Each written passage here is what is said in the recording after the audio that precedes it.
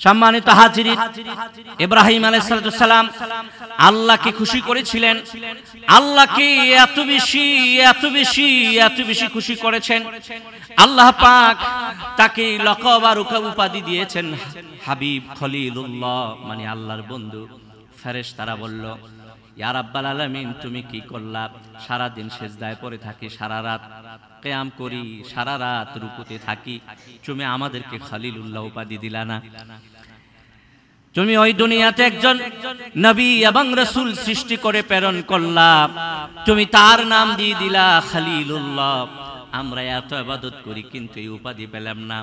তুমি ইচ্ছে করলে জিবরাইলকে দিতে পারতা, মিকাইলকে দিতে পারতা, ইসরাফিলকে দিতে পারতা, আজরাইলকে দিতে পারতা।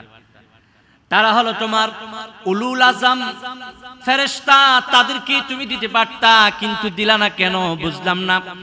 আল্লাহ পাক ডাক দিয়ে বললেন, ফেরেশতারা রে, তোমরা কি আমার ইব্রাহিমকে পরীক্ষা করতে চাও নাকি?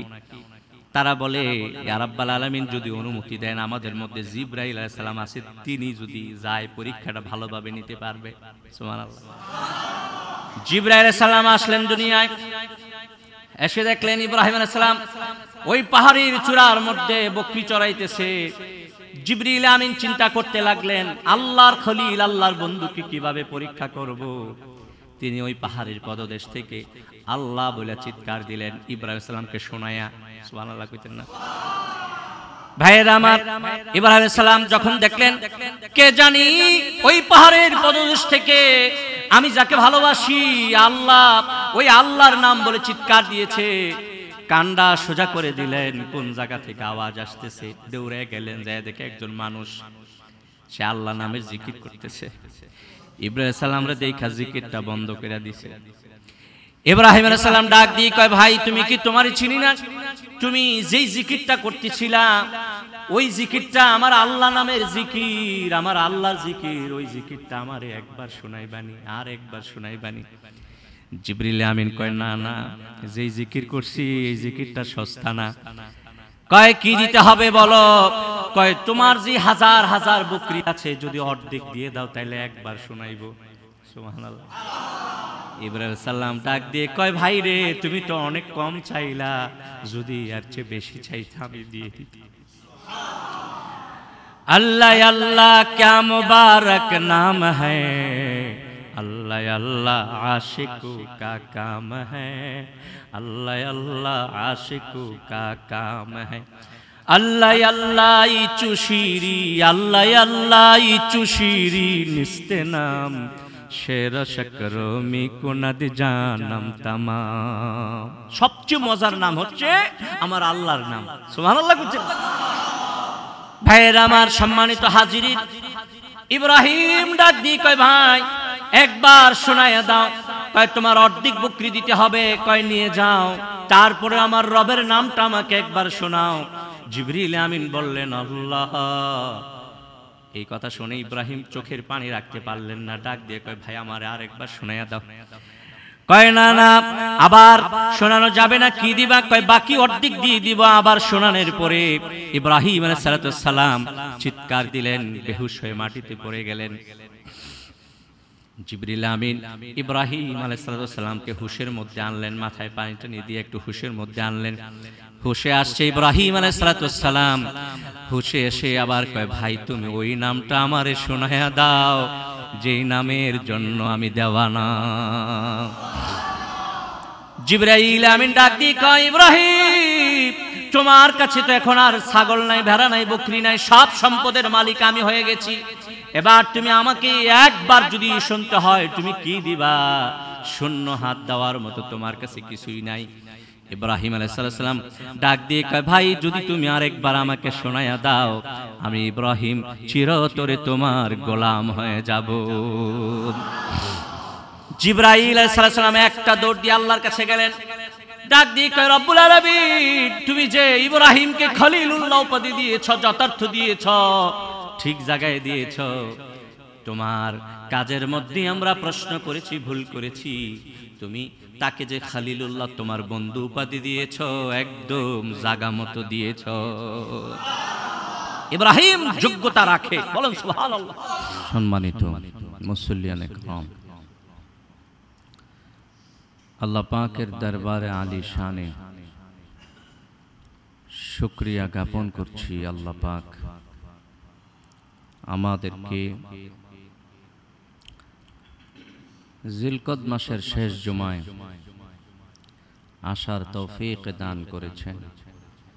আমরা পড়ছি আলহামদুলিল্লাহ।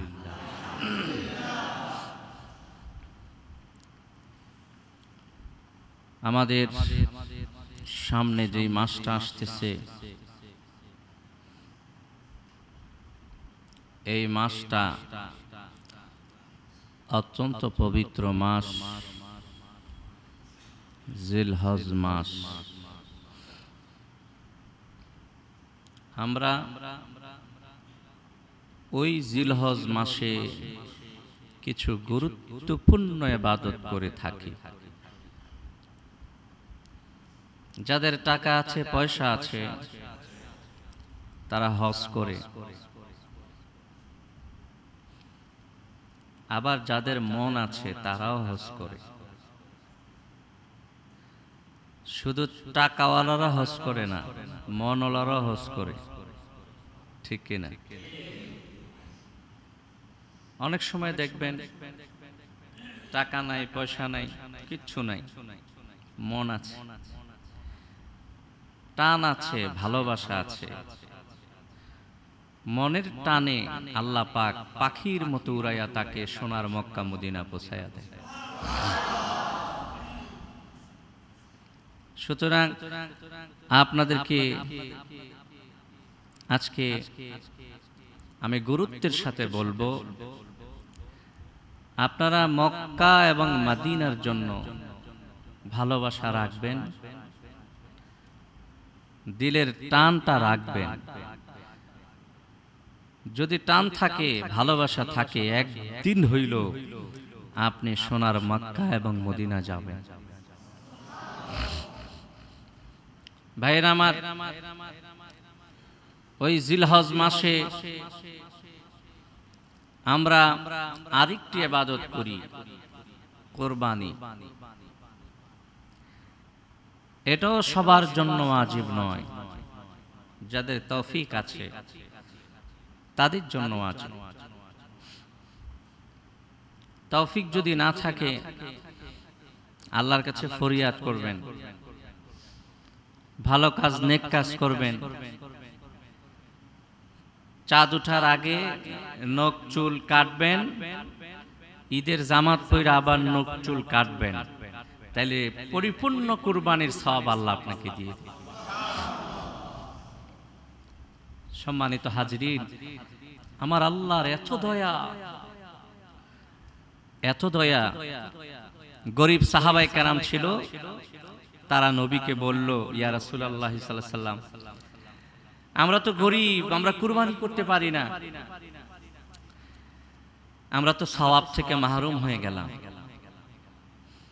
তখন আল্লাহ পাক তার হাবিব সাল্লাল্লাহু আলাইহি সাল্লামকে বললেন, ইয়া রাসূলুল্লাহ, আপনার গরিব সাহাবায়ে কেরামদেরকে বলে দেন, তারা যেন এই আমলটা করে। তারা ওই আমলটা করতে শুরু করলো। তারা লক্ষ্য করে দেখলো, ধনী সাহাবায়ে কেরাম যারা আছে তারাও এই আমল শুরু করে দিছে। সুবহানাল্লাহ। তাহলে তো তারাও সওয়াব পাবে।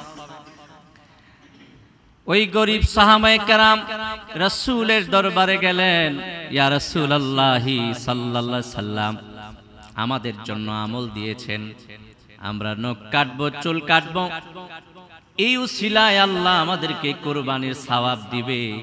কিন্তু আপনার ধনী সাহাবায়ে কেরামেরাও আমলটা তো শুরু করে দিছে। আল্লাহর হাবিব সাল্লাল্লাহু আলাইহি সাল্লাম ওই গরিব সাহাবায়ে কেরামদেরকে বললেন, সাহাবীরা রে, জালিকা ফাজলুল্লাহ ইউতিহি মাইয়াশা, ওটা তো আল্লাহ পাকের ফজল এবং করম। ধন দৌলত, টাকা পয়সা, বাড়ি গাড়ি, এগুলি আল্লাহর পক্ষ থেকে, তাদেরকে আল্লাহ ডবল দিয়েছে, তোমাদেরকে আল্লাহ একটু কম দিয়েছে। ধৈর্য ধরো, আল্লাহর জান্নাতের আশা করো। বলেন সুবহানাল্লাহ। ভাইরা আমার, ওই জিলহজ মাসে যেই প্রথম 10 দিন অত্যন্ত ফজিলতপূর্ণ 10 দিন। আল্লাহ পাক ওই 10 দিনের কথা কোরআনেও বলেছেন। সুবহানাল্লাহ। পারলে প্রথম 9 দিন রোজা রাখবেন পারলে, আর যদি না পারেন কমসে কম হজের দিনের রোজাটা রাখবেন। তাহলে কি হবে জানেন? আপনার পিছনের 1 বছরের গুনাহ, সামনের 1 বছরের গুনাহ আল্লাহ মাফ করে দিবে। আজকে দেখা যায় আমরা এই ফজিলতপূর্ণ দিবসগুলি, রজনীগুলি হেলায় ধুলায় নষ্ট করি। ভাইরা, অনেক সময় কোর্ট কাছারিতে গেলে সকালে নাস্তা খেয়ে যান, ফাইল নিয়ে ঘুরতে ঘুরতে সারা দিন চলে যায়, দুপুরের লাঞ্চ করার সুযোগও পান না। অনেক সময় দেখা যায় হাসপাতালে রোগী নিয়ে ঘোরাঘুরি করলে আপনি খাবারের সময় পান না, সকালেরটা সন্ধ্যায় খান, সন্ধ্যায়ও খেতে পারেন না, রাত 10টায় খান। একটা রোজা রাখলে তেমন কোনো কষ্ট হবে না, ফজিলতটা হবে 2 বছরের গুনাহ আল্লাহ মাফ করে দিবে। আমি আপনি অন্যায় করতেই পারি, কারণ আমরা ইনসান, আমরা মানুষ, ইচ্ছায় অনিচ্ছায় আমাদের অনেক ভুল হয়ে যায়। কিন্তু আল্লাহ তো রহমান, আল্লাহ তো রহিম, সুযোগ করে দিয়েছেন বান্দা তুই আমার কাছে মাফ চা, আমল কর, আমি তোর জীবনের গুনাহ মাফ করতে 1 সেকেন্ড দেরি হবে না। ভাইরা আমার, অনুরোধ করছি একটা রোজা, ওই হজের দিনের রোজাটা একটু রাখবেন, তাহলে গুনাহ মাফ হবে। সওয়াব যে কি দিবে এটা আল্লাহ ছাড়া কেউ জানে। ফরজ ইবাদত, এটার সওয়াব আল্লাহ থেকে নির্ধারিত। এটা হচ্ছে বেতনের মতো। আমরা চাকরি করলে 10,000 20,000 যার যার সম্মান অনুযায়ী বেতন পাই না? এটা হচ্ছে ফরজের বেতন। কিন্তু নফলের বেতন এটা কোনো বেতন না, এটা একটা পুরস্কার, বোনাস, বকশিশ, ঠিক না? ফরজের বেতন, ফরজের ভাতা তো নির্ধারিত, আপনি জান্নাত পাবেন, এটা পাবেন, সেটা পাবেন। কিন্তু নফল কাজ করলে কি পাবেন? এটা আল্লাহ খুশি হইয়া যা দেয় তাই তো পেয়ে যাবে। আমরা অনেকে ফরজকে গুরুত্ব দেই, ভালো কথা, নফলকেও গুরুত্ব দিতে হবে। আপনি ততদিন পর্যন্ত আল্লাহর একদম কাছে যেতে পারবেন না যতদিন না আপনি নফল ধরবেন। ভাইয়ের আমার, একজন গোলামকে তার মুনিব দায়িত্ব দিয়েছি, তুমি এই কাজটা করবা, এই কাজটা করবা, এই কাজটা করবা। মুনিব যখন দেখে আমার নির্ধারিত কাজ করার পরেও গোলাম আমার বাকি যে কাজগুলি পড়ে আছে এলোমেলো, ওই কাজগুলি সমাধান করে দিয়েছে, মুনিব যদি মনিবের মতো মনিব হয় তাহলে কোনোদিন তাকে বেজার করবে না, ঠিক না? ফরজের হচ্ছে বেতন, নফলের হচ্ছে পুরস্কার। পুরস্কার তো অনেক কিছু হয়। আপনারা হয়তোবা জানেন আমাদের বাংলাদেশের খেলোয়াড় যারা আছে তাদেরকে সরকার একটা বেতন দেয়, কিন্তু বিভিন্ন রাষ্ট্রে যখন তারা সুনাম অর্জন করে তাদেরকে পুরস্কার দেয় দেশ থেকে, প্রধানমন্ত্রীর পক্ষ থেকে। গত কয়েক বছর আগে প্রত্যেকটা খেলোয়াড়কে একটা করে বাড়ি, একটা করে গাড়ি পুরস্কার। চিন্তা করে দেখেন আমার ভাইরা, তারা সারা জীবন যেই বেতন পেয়েছে হয়তোবা সবগুলি বেতন বোনাস একসাথে করলেও একটা বাড়ি, একটা গাড়ি কিনতে পারবে না। কিন্তু প্রধানমন্ত্রী যখন তাদের দিকে দয়ার দৃষ্টি দিয়েছে, মায়ার দৃষ্টি দিয়েছে, এমন পুরস্কার দিয়েছে সারা জীবনের কামাই একসাথে করলেও সমান হবে না। এই হচ্ছে পুরস্কারের উদাহরণ। নফল ইবাদত করলে আল্লাহর পক্ষ থেকে কি পুরস্কার? সর্বশেষ, সর্বোত্তম, সবচেয়ে বড় পুরস্কার হচ্ছে আল্লাহর দিদার। বলেন সুবহানাল্লাহ। সম্মানিত হাজিরিন, সম্মানিত মুসলমান মুসল্লি ভাইরা, এই তো জিলহজ মাস আসতেছে, ইবাদতের মাস, পুরস্কারের মাস, হজের মাস, কুরবানির মাস, আল্লাহকে খুশি করার মাস। এই জিলহজ মাসের ইবাদতগুলি বেশিরভাগই হযরত ইব্রাহিমের সাথে সম্পৃক্ত। ইব্রাহিমের নাম শুনছেন আপনারা? সবাই শুনছেন? তিনি একজন নবী এবং রাসূল ছিলেন। আল্লাহ পাক তার ব্যাপারে কোরআনে বলেছেন, উযকুর ফিল কিতাবি ইব্রাহিমা ইন্নাহু কানা সিদ্দিকান নাবিয়্যা।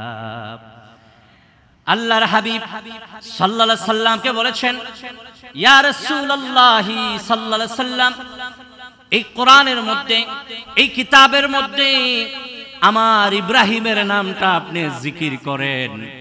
তিনি ছিলেন সত্যবাদী একজন নবী এবং রাসূল। ভাইরা আমার, হযরত ইব্রাহিম আলাইহিস সালাতুস সালামকে আল্লাহ পাক খলিলুল্লাহ উপাধি দিয়েছিলেন। খলিলুল্লাহ মানে আল্লাহর বন্ধু। আবার আমাদের নবী মুহাম্মদ সাল্লাল্লাহু আলাইহি সাল্লামকেও উপাধি দিয়েছিলেন হাবিবুল্লাহ, তার অর্থ আল্লাহর বন্ধু। সুবহানাল্লাহ কইতেন না? খলিলুল্লাহ মানিও আল্লাহর বন্ধু, হাবিবুল্লাহ মানিও আল্লাহর বন্ধু, কিন্তু ডিফারেন্স হচ্ছে, পার্থক্য হচ্ছে আকাশ পাতাল। বলেন সুবহানাল্লাহ। খলিলুল্লাহ মানে ইব্রাহিম আল্লাহর জন্য পাগল হইয়া, আল্লাহর জন্য দেওয়ানা হইয়া খলিলুল্লাহ উপাধি পেয়েছে। কিন্তু মুহাম্মদ সাল্লাল্লাহু আলাইহি সাল্লাম হাবিবুল্লাহ কেন উপাধি পেলেন? আল্লাহ পাক মুহাম্মদ সাল্লাল্লাহু আলাইহি সাল্লামের জন্য দেওয়ানা। মর্যাদার ডিফারেন্স, পার্থক্য আকাশ পাতাল। সুবহানাল্লাহ। ভাইয়ের আমার, হযরত ইব্রাহিম আলাইহিস সালাতুস সালামের জীবনটা ছিল পুরাটাই পরীক্ষার জীবন। আমরা 2 বছর 3 বছর পরে পরে পরীক্ষা দেই, কখনো বা 1 বছর পরে পরে পরীক্ষা দেই, কিন্তু ইব্রাহিম আলাইহিস সালাতুস সালামকে সারাটা জীবন পরীক্ষা দিতে হয়েছে। আল্লাহ পাক বলেন, ওয়া ইযবিতালা ইব্রাহিমা রাব্বুহু বিকালিমাতিন ফাআতাম্মাহুন্না। আল্লাহ পাক বলেন, হে দুনিয়ার মানুষেরা, শোনো শোনো, আমি আমার নবী এবং রাসূল ইব্রাহিমকে পরীক্ষা নিয়েছি।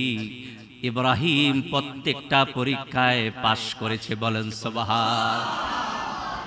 ভাইরা আমার, মুফাসসিরিনে কেরাম বলে, ইব্রাহিম আলাইহিস সালাতুস সালামকে আল্লাহ পাক তার সারা জীবনে বড় বড় 10টা পরীক্ষা নিয়েছেন। অন্যান্য মুফাসসিররা বলে ইব্রাহিম আলাইহিস সালাতুস সালামকে সারা জীবনে 30টা পরীক্ষা দিতে হয়েছে। সাধারণ পরীক্ষা ছিল না, এক একটা বড় বড় পরীক্ষা ছিল। কত বড় পরীক্ষা ছিল! জন্মের পর থেকেই পরীক্ষা শুরু হয়ে গেছে।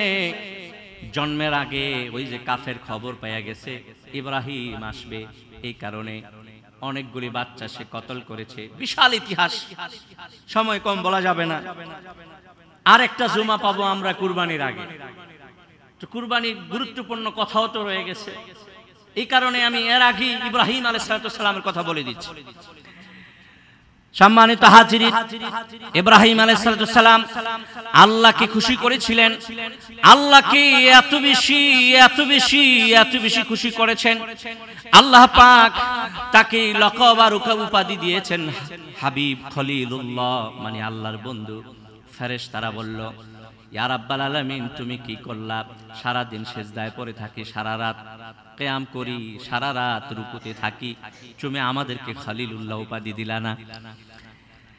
তুমি ওই দুনিয়াতে একজন নবী এবং রাসূল সৃষ্টি করে প্রেরণ করলা, তুমি তার নাম দিয়ে দিলা খলিলুল্লাহ। আমরা এত ইবাদত করি কিন্তু এই উপাধি পেলাম না। তুমি ইচ্ছে করলে জিব্রাইলকে দিতে পারতা, মিকাইলকে দিতে পারতা, ইসরাফিলকে দিতে পারতা, আজরাইলকে দিতে পারতা। তারা হলো তোমার উলুল আজম ফেরেশতা, তাদেরকে তুমি দিতে পারতা, কিন্তু দিলা না কেন বুঝলাম না।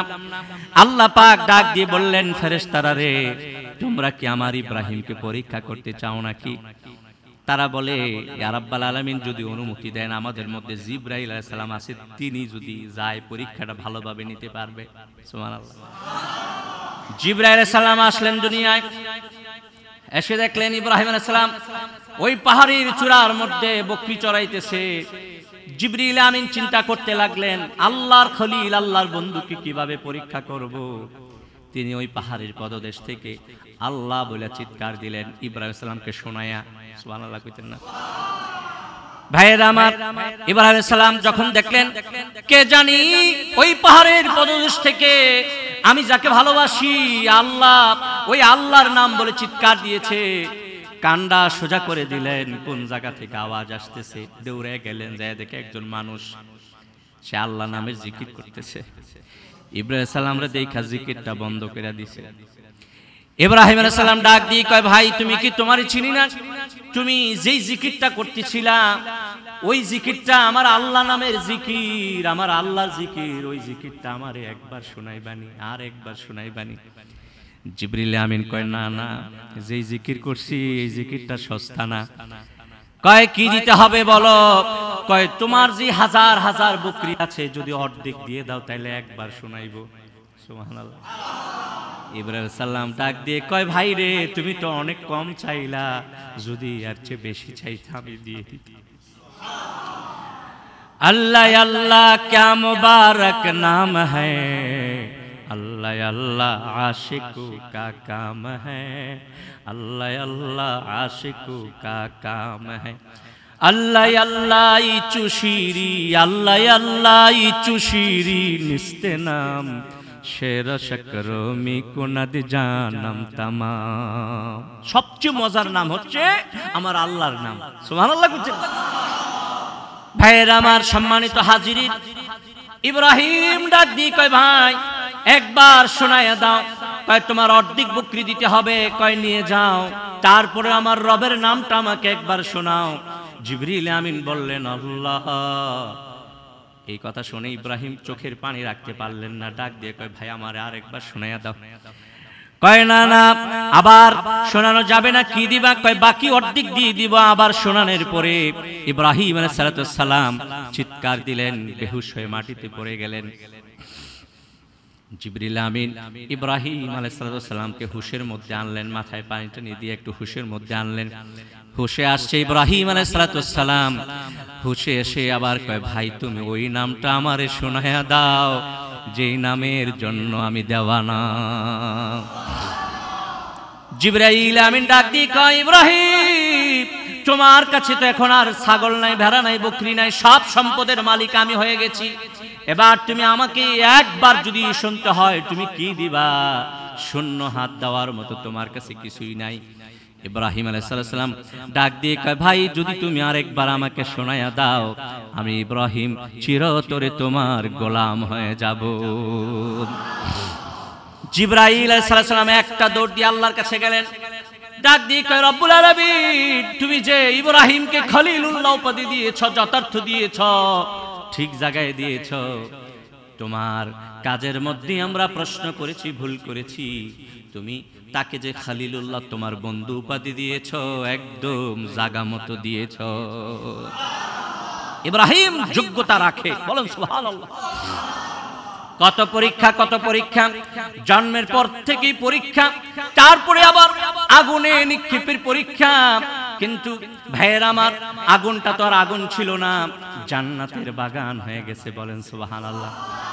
যদি আপনি আমিও আল্লাহর জন্য হয়ে যাই, আল্লাহর জন্য দেওয়ানো হয়ে যাই, আগুনকে জান্নাত বানাইতে আল্লাহর এক সেকেন্ড সময় লাগবে না। ঠিক কিনা বলেন? ইব্রাহিমের জন্য যেই রব ছিল, যে আল্লাহ ছিল, এখনো সেই আল্লাহ আছে। ঠিক কিনা বলেন? আমরা যারা আল্লাহর জন্য হয়ে যাব, নিজের জান, নিজের মাল, নিজের সবকিছু আল্লাহর জন্য বিলিয়ে দিব, ইব্রাহিমের মতো আল্লাহ পাক জায়গায় জায়গায় পদে পদে স্থানে স্থানে আমাদেরকে সাহায্য করবেন, ঠিক কিনা বলেন? আল্লাহর উপরে আস্থা এবং বিশ্বাস রাখতে হবে, তাহলে আল্লাহর সাহায্য অবশ্যই পাওয়া যাবে, ঠিক কিনা? ভাইয়েরা আমার, সম্মানিত হাজিরিন, ইব্রাহিমের তার চেয়ে অনেক বড় একটা পরীক্ষা ছিল।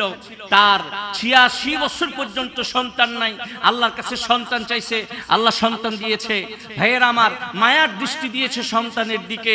আল্লাহ পাক ডাক দিয়ে ইব্রাহিম, বেশি মায়া সন্তানের জন্য হয়ে গেছে, আল্লাহর এটা বরদাস্ত হয় না, কয় যাও এটা জব করো। বলেন সুবহানাল্লাহ। ভাইয়েরা আমার, জবাই করানো আল্লাহর উদ্দেশ্য না, আমার আল্লাহর দেখা উদ্দেশ্য।